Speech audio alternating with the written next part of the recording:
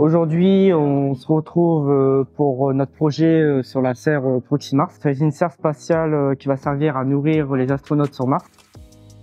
Chacun a une tâche bien définie en fonction de sa spécialité.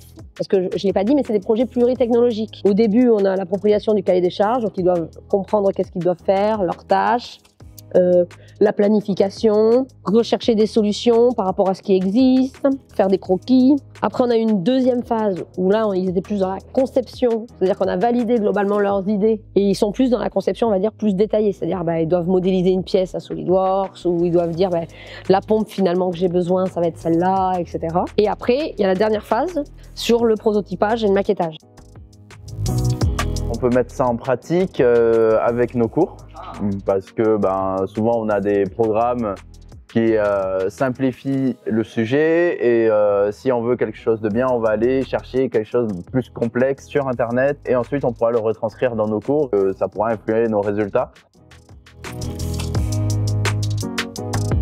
Alors, ce qui me plaît le plus dans le projet, c'est le fait qu'il y ait une collaboration et qu'il y ait un projet concret dedans avec une structure, une base, quelque chose à construire.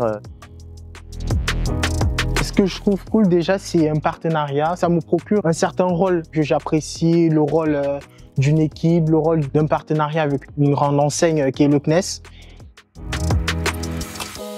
Ils peuvent venir même quand ils n'ont pas finalement cours et qu'ils ont un petit creux et si ils voient que le Fab Lab est ouvert, madame je peux venir là, parce qu'il faut que je découpe ça ou là j'avais une idée et donc du coup ils sont vraiment impliqués et nous on est plus finalement accompagnateurs et animateurs. Finalement notre posture d'enseignant devrait être presque même tout le temps comme ça.